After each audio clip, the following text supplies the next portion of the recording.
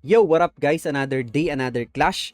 Para sa video na to, dito naman tayo sa Town Hall 16 attack strategies na pwede nyong kopyahin, practicein at matutunan. So kung bago ka pa lang Town Hall 16, panoorin mo tong video na to, baka sakaling makatulong sa'yo. Kung alam mo na to, pwede mo nang skip tong video na to. Pero para sa mga bagong players ng Clash of Clans at sa mga hindi pa nakakaalam at nag-e-explore ng ibang attack strategies na pwedeng gamitin sa Town Hall 16, ayan, panoorin nyo tong video na to guys. Magsimula tayo dito sa pinaka-paborito halos ng lahat gamitin. So, ginagamit natin to sa Town Hall 18, Town Hall 17, pwede rin sa Town Hall 16 at pababa. So, etong Mass Dragons with Mass Clone Spell. Sobrang gasgas na nitong strat na to guys, pero sobrang effective kasi. At the same time, sobrang daling gamitin, sobrang bilis maka 3-star, at pwede rin makabasag ng higher Town Hall level sa'yo. So, pagdating sa equipments and heroes, kayo na bahala mag-set, pero ito yung mga ito yung preference ko guys, Minion Prince, Archer Queen, Warden, and RC. Kayong bahala kung ayaw nyo gamitin si MP, gusto nyo gamitin si Barbarian King, walang problema. Kung gusto nyo gamitin si MP, much better. So pagdating sa equipments dito, kung wala kayong Dark Crown, Dark Orb at Henchman Puppet lang yung meron kayo, wala rin problema. Gamitin nyo kung anong meron kayong equipments. Kung Meteor Staff, Dark Orb, wala rin problema. So sa Queen, mas preferred ko talaga, kailangan meron talaga kayong Giant Arrow. Kasi sobrang importante nitong Giant Arrow, especially sa normal mode. Sa Classic War, Clan War League, or manluluts kayo, napaka-importante ng Giant Arrow kasi nga, ito yung ginagamit nating pang snipe ng mga air defenses, air sweepers, or pang trigger ng mga invisible spell tower. So, yung partner nito, Healer Puppet. Ngayon, walang problema kung gusto nyo gumamit ng action figure or magic mirror, kayong bahalang mag-adjust kung anong gusto nyong gamiting equipments dito. Pero para sa akin, siguro gamitin ko dito ay action figure. And then kay Warden, Eternal Tomb and Rage Gem. Wala rin problema kung Healing Tomb, Rage Gem, or Healing Tomb and Eternal Tomb. Kayong bahala. Alamin nyo kung anong gusto nyong mas komportable kayo saan. Ako dito, Eternal Tomb and Rage Gem. So sa pet naman, Matic, si ano lang yan, si Electro Owl. Wala pa kasi tayong access kay Sneezies kasi Town Hall 16 pa lang tayo. So sa RC naman, gamit ko dito ay Rocket Spear and Seeking Shield. Wala rin problema kung gusto nyo gamitin ay Electro Boots and Rocket Spear, or Electro Boots and Hog Rider Puppet, or Electro Boots and Frost Flake. Kayong bahala kung ano meron sa inyo. Wag lang siguro tong Haste Vial kasi hindi nyo yan mamamaximize dito sa strat na to. So much better Rocket Spear talaga kung meron, and Seeking Shield, or Electro Boots and Seeking Shield. So, ayan. Sa spells, ganun pa rin. 4 na clone spells. Pwede nyo baguhin yan. Pwede nyo tanggalin tong clone spell sa CC. Palitan nyo ng free spell, totem spell, and poison spell. Kayong bahala mag-adjust. Again, sa CC troops, kailangan Super Yeti lang talaga yung laman ng battle blimp nyo para hindi nyo maklone yung ibang troops dito. So, same mechanics to sa Town Hall 18, Town Hall 17. Pakita ko na lang sa inyo. Okay, eto. Example. Ito yung base na atakihin nyo. Meron siyang Invis-Spell Tower. Saktong-sakto. Meron tayong Giant Arrow. Pwede nyo gamitin yung Giant Arrow pang activate ng Invis-Spell Tower. Hanapin nyo muna air defenses kung may matatamaan din kayo ng Giant Arrow. Ito yung sweeper, hanapin nyo rin. Ayan, ito. Katulad nito, dalawang magkatabi yung air defense saka yung sweeper. So, pwede kayo mag-drop ng Giant Arrow dito sa kanan or sa kaliwa. May snipe nyo yan lahat. So, drop nyo dito yung Queen. Tapos, hintayin nyo sa gold mine. Saka kayo gumamit ng Giant Arrow. And ayun, nakuha nyo yung dalawang air defenses and yung isang sweeper. Sayang, hindi natin nakuha yung kabilang sweeper. Pero ang laki ng value nakuha. Hindi nga lang natin na-trigger yung Invis-Spell Tower sa gitna. Pero okay lang yan. So si Queen dito nasa bandang baba. So counter funnel tayo dito sa kabila. Kahit dalawang dragons lang. Yung dragons dito, pwede nyo lagyan haluan ng Dragon Riders. Walang problema. So ayan, drop nyo na dito yung Mass Dragons nito. Yung Mass Dragons nyo. Si MP, si Warden. And then, ayun na. Talagang parang spam lang to guys. Sobrang dali nito maka 3-star. Drop nyo yung Battle Blimp. Tapos gamitin nyo yung Eternal Tomb. Hintayin nyo yung Battle Blimp na umabot kung saan man siya babagsak. Kung hindi man siya umabot sa Town Hall, guys, walang problema. Pwede nyo pagkapangin yung Clone Spell para umabot sa Town Hall. So pagdating sa Town Hall nito, i-delay ko lang yung ibang Invis. Invi ko muna ng isa. Mag-a-activate yung Invis Spell Tower nito. Ay, late na. So pwede kong pagkapangin yung dalawang Invis dito sa ilalim. Ay, dalawang Clone Spell dito sa ilalim. And then saka ako mag-Rage Spell. Pwede pa ako mag-clone spell dyan. Makaklone natin yung Electromize. Pero yun na nga, wasak na to. Ayan, gamitin natin yung napabayaan ko na yung MP dito. And then si RC Matic pang secure ng ating back end. Yun lang yung purpose ng Rocket Spear and Seeking Shield niya. So ayan, mapapansin nyo dito may mga dragons pa sa baba. Medyo chaotic lang yung naging pathing nito kasi nag-explain din ako. Pero kayo na bahala mag-polish nito. Kita nyo naman, alam nyo na yung mechanics nito para sa mga matagal na rin gumagamit nito. So, proceed tayo sa next attack. Again, pwede nyo palitan yung dragons dito. Pwede nyo haluan ng dragon riders or isang electro drag or balloons. Kayo bahala mag-adjust. Okay, next strat. Ganun pa rin, mass dragons at ang pinalitan lang natin dito yung spells, guys. So, kanina naka-quad clone spells tayo. Idedepende nyo kasi sa base layout na atakihin nyo. Pag yung base na atakihin nyo ay yung katabi ng Town Hall, maraming mga core defenses or splash damage defenses na alam nyo malaki yung makukuha ng mga clone na Super Yetis doon or Electromites, di clone spells yung gamitin nyo. Pero kung medyo spread out yung base, magkakahiwalay at wala masyado magandang value yung clone spells sa Town Hall part, eto, pwede nyong gamitin to pang alternate. Mass Dragons with Mass Totem spells lang.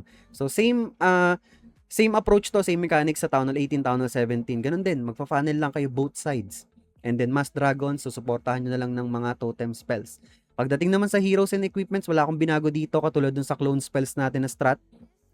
Pero wala rin problema kung gusto nyo palitan si MP ng BK. Gamitin nyo yung Frost, ano bang pwedeng dito? Pet. Pwedeng Yak. Pwede ring Phoenix. Pwede nyo palitan ng Snake Bracelet yung Spiky, yung Earthquake Boots. So, pwede nyo pagsamahin yung King and Queen sa gilid. Tapos yung sa opposite side yung Flame Flinger or Siege Barracks. Kayong bahala. So, sa RC dito, ganun pa rin. Rocket Spear, Seeking Shield. Pwedeng Rocket Spear and Electro Boots. Walang problema. So, ayan, kayong bahala mag-adjust. Pero ako dito, mas preferred ko talaga gamitin yung Phoenix. Kay MP. Tapos naka-Dark Crown and Dark Orb. Masakit kasi talaga si MP, lalo na sa Air Strat. So, ayan. Palitan natin yung Battle Blimp dito. Gawin nating, Flame Flinger and Siege Barracks yung dala natin dito. So, pag may magandang value yung Flame Flinger, gamitin nyo ng Flame Flinger. Kung wala masyadong value, gamitin nyo ng Siege Barracks. So, ayun.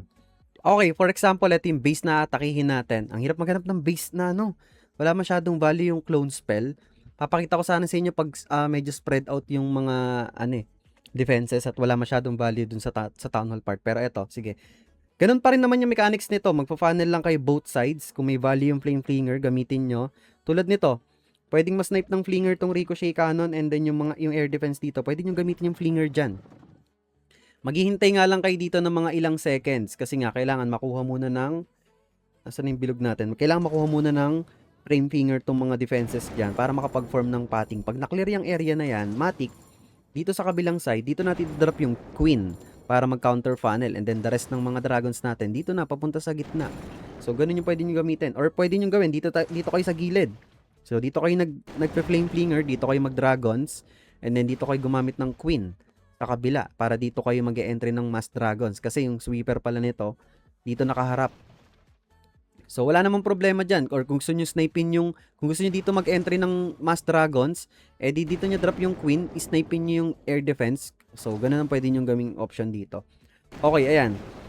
Since nakapag-form na magandang pathing to, ayan, tanggalin natin tong ilang extra buildings dito. Dito ko na lang si Queen sa baba para hindi natin masalubong yung air sweeper. Okay, gamitin ko na dito yung Giant Arrow. Hindi ko pa tinamaan yung air defense. Pero wala namang problema dyan. Mag-drop kayo ng isang totem spells. And then drop nyo na agad lahat ng dragons dito. Warden and MP. Suportahan nyo na lang ng mga totem spells yan. Ayan, dahan-dahan lang kayo ng paggamit ng totem spells dito. So, ayan, sige, goods pa tayo. Totem spell dito. Totem spell dito. Pwede na tayong gumamit ng Eternal Tomb. Ayan, maganda yung pwesto ng MP. Gamitin natin yung Dark Orb nya. Dito, distract natin yung Monolith. Drop tayo ng totem spell. Dito sa taas, drop pa tayo ng totem spell. So, ayan, maganda yung flow ng dragons natin. Another totem spell sa back end. Sa back end, may RC pa tayo dito. So, yung RC, pwede nyo gamitin dito sa may likod. Dito. Or dito sa taas. Kayo nang bahala kung saan nyo gustong gamitin. So, drop nyo si RC. Gamitin nyo yung Rocket Spear, Seeking Shield. And kung mapapansin nyo, ayan, wasak na yung base. Ang dami niya pang spell na sobra dito. So, ayan. Pwede rin kayong gumamit ng Electro Dragons dito. Mass Electro Dragons with Mass Totem Spells. Ganon din ang mechanics, guys. Pag gusto nyo gumamit ng Dragon Rider naman, gawin yung Angry Jelly yung pet ng MP para kasabay si MP sa mga Dragon Riders nyo. So, ganun lang. Proceed tayo sa ating next attack strat. Dito, pakita ko na lang din pala yung Mass Dragon Riders with Inferno Dragons. Tapos, ang ginawa ko lang dito sa MP, pinalitan ko siya ng Angry Jelly. Instead na Phoenix, Angry Jelly kasi priority target ng Dragon Riders ay mga defenses. So, matik, pag naka-Angry Jelly yung MP, priority target din niya yung mga defenses. So, kasabay lang siya ng mga Dragon Riders natin dito. Pwede rin kayo gumamit ng BK kung gusto nyo tanggalin yung MP, BK gamitin nyo, or gusto nyo tanggalin si RC, palitan nyo ng Barbarian King, walang problema, kayo bahalang mag-adjust. So tara, pakita ko sa inyo. Okay, ito, for example, ito yung base na atakihin natin. Again, pinaka-importante dito mag-funnel both sides, laging kanan at kaliwa, or taas, baba. And then sa gitna yung mga Dragon Riders natin, kasama yung Warden and Minion Prince. So dito, andito yung sweeper, pwede kong isnipin niya ng Giant Arrow ng Queen. Dito naman sa kabila, may X-Bow. So, pag ganyan, ang gamitin nyo na lang, Siege Barracks. Kung walang value masyado yung Flame Flinger nyo, or kung gusto nyo mag-Flame Flinger talaga, mag-invest kayo ng Totem Spell para may mag-tank dun sa X-Bow. So, ayan, gamitin ko yung Giant Arrow dito. Try kong snipin yung Air Sweeper. So, ayan, successful tayo dun na-snipe natin yung both sweepers. And then, dito na natin na-drop yung Mass Dragon Riders dito. Pwede kayo mag-drop muna ng 2 totem spell pang distract, and then drop nyo na lahat ng Dragon Riders, si MP, si Warden, and then 2 Inferno Drag muna pang clear ng mga buildings dyan. So, supportahan nyo lang. Medyo alalayan nyo to, bilisan nyo lang yung pag-drop ng mga totem spells dito kasi medyo malambot yung mga Dragon Riders, saka mabilis nila ma-takedown yung mga defenses. So ayan, pwede na natin gamitin yung Eternal Tomb dito. Drop tayo ng 3 totem spells dyan sa pinupuntahan nila para distracted sila. Si MP, pag may magandang pwesto, gamitin nyo na yung Dark Orb. Teka, hindi pa siya humaharap sa town. Ayan, pwede nyo nang gamitin yung Dark Orb dito. Gamitin nyo pa yung mga totem spell sa likod. Ayan. Si RC, Matic sa back end. Ayan, gamitin na natin yung Rocket Spear Seeking Shield niya. Totem spells, gamitin pa natin dito sa may single IT. Si MP nakukuha ng Town Hall. Yung mga Dragon Riders, meron pa sa kanan. Super Minions yung laman ng Clan Castle natin. Ng Siege Barracks pala. So, ayan. Yung mga extra troops nyo dito, pang clean ups na lang ng mga matitira. So, ayan. Inferno Dragons, Minions, and ayun, may mga sobrang spells pa dito. Ayusin nyo na lang, i-polish nyo na lang kung paano nyo i-execute tong strat na to. Isa rin to sa magandang gamitin ngayon, especially meron ng totem spells. Okay, next, dito naman tayo sa aking all-time favorite, especially ng Town Hall 17 days. So, since Town Hall 16 tayo dito, walang problema. RC Charge Dragons naman tayo, guys. So, eto medyo hindi na siya pwede ng spam lang. Hindi pwede ng drop lang. So, kailangan alam niyo yung single cycle and double cycle sa RC. Or kung hindi niyo pa alam yan, panoorin niyo yung video ko doon. Meron ako diyan, hanapin niyo na lang sa SOCMED accounts ko. Meron akong explanation doon ng single cycle and double cycle pagdating sa RC charge ng RC. So, kung komportable naman kayo na nagbibilang sa utak nyo every 4 seconds, or kung naka-Phoenix kayo kay RC, wala rin problema. Sorry, nabubulol pa. So, pagdating dito sa heroes and equipments, ayan, si MP gamit ko dito, si Queen, Warden, and si RC. Si MP ay naka-Dark Orb and Dark Crown, naka-Phoenix. Si Queen ay naka-Giant Arrow action figure. Pwede rin kayo mag-Healer Puppet. Kayong bahala. Si Warden, naka-Eternal Tomb and Healing Tomb. Mas preferred ko gamitin yung Healing Tomb compared sa Rage Gem kasi minsan, pag mga double Rage yung babanata nating base, masakit yon. Kailangan ng sustain ng dragons natin. So, kaya healing tomb ang gamit ko dito. So, ayan. Si RC naman, Matic, Haste, Vial, and Electro Boots. Pwede kayong gumamit ng Rocket Spear dito, guys. Tapos, Phoenix, pwede nyo gamitin kay RC. Yung MP nyo, pwede nyo gamitin dito ay Angry Jelly. Do what works for you kung saan kayo komportable. Kaya lang, ang gagawin nyo dito, if ever naka-Phoenix and Rocket Spear si RC, uunahin yung gamitin yung Rocket Spear bago kayo magdadrop ng mga invis. Tapos yung interval nun ay every 4 seconds. So, hindi nyo mamamaximize. Hindi, mamamaximize nyo pa rin. Kayo bahala kung saan kayo komportable. Ako kasi mas komportable akong ginagamit yung Spirit Fox kasi nga, kabisado ko yung single and double cycle. And Haste Vial talaga yung gusto ko dito. So, si MP ay naka-Phoenix. So, pakita ko na lang sa inyo kung paano siya gumagana. Okay, example, ito yung base na atakihin natin. So, ang isang sa maganda dito sa RC Charge Dragons, ang Town Hall kasi dito sa Town Hall 16 or 17 ay active pa. So, pwedeng makuha ng RC yung Town Hall part. Unlike sa Town Hall 18 kasi hindi niya talaga advisable tong attack strategy na to. May mga gumagamit pa rin pero yun na yung mga talagang nakamaster ng strat na to. Pero hindi ko siya marerecommend sa Town Hall 18. Okay. Mag-start tayo dito ng RC Walk sa baba. Ngayon, pagdating sa RC Walk or RC Charge, kung saan kayo mag-i-start, walang problema yan. Dapat ang hanapin nyo dito, yung main target ng RC nyo, kung saan nyo siya gustong papuntahin. Pinaka-target ko dito palagi dati ay mga splash damage defenses. Papunta dapat siya sa mga splash damage defenses. Pero since lahat ng splash damage defenses niya ay nasa gitna, nasa middle part, papupuntahin ko na lang yung RC ko dyan para i-clear yung area na yan. Okay? So as of now, naka-single cycle tayo. Pag single cycle, sa 6 yung timer. Sa timer kasi ako nagbe-base dito. So every 6 yung timer sa dito, doon ako nagda-drop. Oy, mamatay na ata yung Phoenix, yung ano natin. Hindi pa. Okay, goods. Okay, hindi na papunta si RC sa may gitna. Daldal ako ng daldal, pumunta na siya sa kaliwa. Pero ayan, may chance na pumunta to sa gitna. Ayan na nga. Mag-a-activate pa yung Invis Spell Tower dito pero gamitin na natin yung Quick Spell dyan. Tapos, namatay na yung Fox. Gamitin natin yung yung Haste Vial. Okay lang yan, may Invi pa tayo dito. Gamitin natin. Protected pa naman si RC dito. Oh! Ayun, buti na lang nakuha natin yung Town Hall. Pero kita nyo, sobrang laking value nung RC Charge Phase ng attack natin. Okay, pagdating sa pagdadrop ng Dragons and Siege Barracks, opposite side yan parehas. Kung saan yung mas makapal na pwesto, doon kayo magda-dragons tulad nito. So, dito tayo mag-drop ng mass dragons. Sama natin si Warden and MP. Tapos sa opposite side dito, since kukunti na lang naman yung mga trash buildings dito, kahit dito na kayo mag-drop ng siege barracks sa kaliwa. Tapos ang ipangkuha nyo dito sa may mga trash buildings dito, edi yung mga extra troops nyo tulad ng baby dragon, minion, archers. So, ayun. Si Queen naman, pwede nyo siyang isama dito sa dragons, dito pang counter funnel, para yung dragons nyo sama-sama talaga sa gitna. Or pwede nyo rin siyang isama sa may siege barracks. Depende kung kailangan ng puwersa, ng dagdag puwersa ng siege barracks dito. Pero dito, gagamitin ko si Queen dito, pang snipe ng air defense. Pang counter funnel na rin. So, gamitin na natin yung Eternal Tomb dito ni Ward. Okay pa tayo dyan. So, pinaka-threat na lang dito ay etong back end. So, pwede nyo gamitin dyan yung Eternal Tomb or Dark Orb ni MP. Kung nagamit nyo na yung Eternal Tomb sa simula, walang problema. Gamitin nyo yung Dark Orb sa back end and may mga spell support pa kayo dito. Yung Rocket Balloons, gamitin yung pang clean ups. Pwede nyo rin gamitin yung Rocket Balloon sa umpisa. Pag nag-RC charge kayo, pwede nyo gamitin pang tulong kay RC para ma-redirect yung pathing niya. Pang form ng pathing niya. So, ayun. Practicein nyo lang ng practicein to. Isa to sa pinakamagandang strat sa Town Hall 16 at Town Hall 17.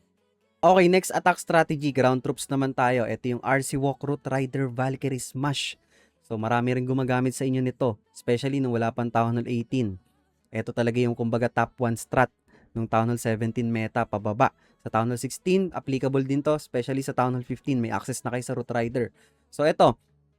Again, pwede nyo palitan dito yung mga troops. Kayo bahala mag-adjust kung gusto nyo magdagdag ng Route Rider pa. Kung gusto nyo magdagdag ng Valkyrie. Or gusto nyo dalawang Ice Golem. Magdagdag ng Super Barb. Walang problema. Kayo na bahala mag-customize. So, pagdating naman sa heroes and equipments, ang gamit ko dito, ayan si BK, si Queen, si Warden, and then si RC. Si BK naka-snake bracelet and spiky ball. Palitan natin tong pet ni King. Pwede natin gawing, kahit yak, ganyan. Or Phoenix, kayo bahala. Kasi ang purpose ng King dito, mag-counter funnel sa labas, maglinis ng trash buildings. Pwede nyo rin gawin na si King ay kasama ng mga Route Riders nyo sa gitna. Palitan nyo, gawin yung Earthquake Boot, Spiky Ball to. Tapos Phoenix, kung gusto nyo siyang isama sa Route Riders nyo sa gitna. And then, ang magsisilbing counter funnel or magkiklear ng mga outside buildings ay si Queen. Pwedeng ganon, magkabila. Pero ako mas preferred kong gamitin yung King sa labas with Snake Bracelet. Tapos si Queen ang kasama dito ng main pack of troops natin. Or kasama ng King. So si Queen dito naka Giant Arrow. Again, pwede kayong gumamit ng action figure, healer puppet. Kung anong meron kayong equipment, walang problema, i-maximize nyo na lang yan. Pero mas preferred ko yung Giant Arrow kasi pag may Invis Spell Tower tayong babanatan, maganda gamitin yung pang-activate and pang-snipe din and pambawas ng mga ibang defenses. So action figure yung kakombo niya. Pagdating kay Warden, huwag kayong gumamit ng Owl kasi syempre naka-ground yung Warden nyo dito. Si Diggy na lang gamitin nyo or yung Mighty Yak. Or Frosty, kung gusto nyo naka-unicorn si Queen, yung Frosty, ilagay nyo kay Warden. So, pagdating sa equipments, mas preferred ko gamitin na merong Eternal Tomb and Rage Gem, especially pag double Rage Spell Tower yung aatakihin natin base, masakit, kailangan ng sustain. So, pwede rin kayong mag-Healing Tomb and Rage Gem dito, combo, kayong bahala. Pwede ring Healing Tomb and Eternal Tomb, pero medyo mabagal kasi yung troops nyo dito. So, mas preferred ko talagang gamitin ang Rage Gem and Eternal Tomb. So, pagdating kay RC, naka-Electro Boots and Rocket Spear. Pwede ring Electro Boots and Hog Rider Puppet. Walang problema. Or Frost Flake, pwede din. Hog Rider Puppet, wag lang siguro yung Haste Vial kasi hindi siya bagay dito sa strat na to. So, Rocket Spear, Hog Rider Puppet, or Frost Flake ang gamitin nyo. Basta pinaka-importante, meron kayong Electro Boots. So, sa pet, Matic, Spirit Fox. So, sige, pakita ko na sa inyo paano siya gamitin. Okay, for example, ito yung base na atakihin nyo. Guys, sa sobrang lakas nitong strat na to, pwede nyo atakihin yung higher Town Hall dito. Pwede nyo atakihin yung Town Hall 17, Town Hall 18, kayang maka 3 star nitong attack strat na to basta master nyo to. So ang purpose lang naman ng RC Walk dito, kailangan makapag-form ng magandang pating para sa inyong Root Riders and Valkyries. So as much as possible, huwag kayong maghangad ng sobrang laking value. Maghanap lang kayo ng magandang pating. So dito ko na siya idadrop sa may 6 o'clock para yung magiging pating natin pwedeng sa kanan or sa kaliwa. So, ma-maximize lang natin dito yung Spirit Fox. Naka-single cycle lang tayo dito. Pag wala namang masyadong threat kay RC, mag-single cycle lang kayo para mas malaking value yung makukuha niya. So, ayan. Alternate yung Invi spell nyo saka yung Invi na binibigay ng Spirit Fox. So, every 6 sa timer ang ginagawa ko dito. Ayan, safe pa naman yung RC dito. Okay, mag-i-Invi pa yan. Ayun, binanatan niya yung Warden. Okay, back tayo dito sa ating 6 sa timer, single cycle. So, sobrang laki ng value makukuha ng RC Walk natin dito, guys. May dalawang invis pa tayo. So, tignan natin kung hanggang saan pa yung makukuha niya dito. May Tornado Trap. Sige, gamitin ko pa. Last invis, sige, gamitin ko. Baka sakaling makuha niya yung Builder Hut. Hindi. Okay, i-out na natin. Ayan. And then, nakita nyo, nakapag-form tayo ng magandang funnel dito. So, pwede tayo mag-Root Riders dito sa kanan. Pwede rin sa kaliwa. So, gagawin ko dito, sa kaliwa na lang. So, unahin ko i-drop si Queen dito. Pwede naman Root Riders din unahin nyo. Ayan, drop nyo Root Riders, Coco Balloon, Healers, Apprentice, Warden, Ice Golem, Super Wall Breaker, tapos drop nyo yung Troop Launcher. Si RC, sama nyo na rin dyan. Tapos Valkyries. Ingat kayo sa pagdadrop ng Valkyries as much as possible. Medyo i-late nyo para hindi lumabas. Tapos si Queen dito sa kaliwa, pang counter funnel, kasama si King. Coco Balloons, drop natin dyan. Okay. Kita nyo yung funnel natin, maayos. Pwede natin gamitin yung Eternal Tomb dito. Tapos, pwede nating i-overgrowth muna tong area na to para hindi mag-split yung ating mga troops. So, sama-sama lang sila dito sa may left side, papunta sa Town Hall part. Si King and Queen sa labas. Minsan yung Queen pwede nyo isama sa main pack of troops nyo. Walang problema doon. And then, susuportahan nyo na lang spells to. Gamitin natin yung Rocket Spear ng RC dito. Namumula na ata siya, pero sige, okay lang yan. And then, yung mga natitirang spells natin, gagamitin natin pang support sa back end. So, ayan. Ang pinaka-importante dito guys, sama-sama lahat ng mga Root Riders and Valkyries nyo as much as possible. Kasi pag nag-split sila, nag-iwa-hiwalay, nagulo yung pating nila, dun medyo dun papangit tong strat na to. Kaya talagang as much as possible, iwasan nyo mag-split sila. Dapat sama-sama sila, pa-compress, sama-sama. So yun. Malamang alam nyo na tong gamitin. So para lang to sa mga bagong players talaga at mga bagong Town Hall 16 or yung mga gusto mag-aral ng ibang strat. Ayan, para sa inyo tong video na to guys. So, ayan. Proceed tayo sa ating next attack. Okay, eto yung pinaka-last strat na ipapakita ko sa inyo. Again, marami pang mga ibang attack strat na hindi ko may papakita sa inyo dito kasi sobrang dami talaga. Yung mga nasa video lang natin ito ay yung nakikita kong pinaka-effective talaga at madalas ginagamit ng mga majority ng players dito. So, eto. Kung gusto nyo magpasikat sa mga kakampi nyo, sa crush nyo, pabilibin sila. Eto. Kailangan yung practicein talaga tong strat na to dahil ito isa sa pinakamalakas na pwede nyong gamitin at matutunan, especially kung gusto nyong basagin yung higher Town Hall sa inyo. Kung Town Hall 16 kayo at na-master nyo tong strat na to, pwede nyong basagin Town Hall 17, Town Hall 18. Kung kaya nyo talagang discard yan, magiging high skill player kayo dito. At the same time, maganda panoorin to guys. Talagang may impress sa inyo yung mga clanmates nyo or yung crush nyo kung may pinapasikatan man kayo. Fireball Rocket Balloons. Ito yung isa sa paborito ko talaga. Nung Town Hall 16 days pa lang, ito talaga yung main strat ko. So pagdating sa heroes dito, gamit ko ay King, Queen, Warden, and RC. Si Warden dito, kung mapapansin nyo, naka-Angry Jelly. Pwede nyong gamitin dito Electro Owl. Walang problema, kayong bahala. Pero ako, mas preferred ko gamitin dito yung Angry Jelly. Ididepende nyo sa base na aatakihin nyo, guys, ha. Kasi kung medyo maraming depensa sa may unahan na pagdadrapan nyo ng Warden, pwede kayo mag-Electro Owl and then saka kayo mag-Invi, batuhin nyo na agad ng Fireball kung gusto nyong ganon. Pero ako gusto ko dito naka-Angry Jelly para mas malalim yung pwede kong batuhin ng Fireball. Again, dito sa dito sa strat na to, ang main priority ng Fireball dito, high value talaga guys. Eto, hindi to katulad ng mga ibang smash attacks na kailangan simple Fireball lang para makapag-form ng magandang pating sa inyong main troops. Eto, hindi. As much as possible, kailangan malaking value talaga yung makukuha ng Fireball nyo para medyo mas maging madali. Ang magiging mangyari dito, pang support na lang dito yung King, Queen, and then yung mga Royal Champion saka yung Rocket Balloons. So, yun.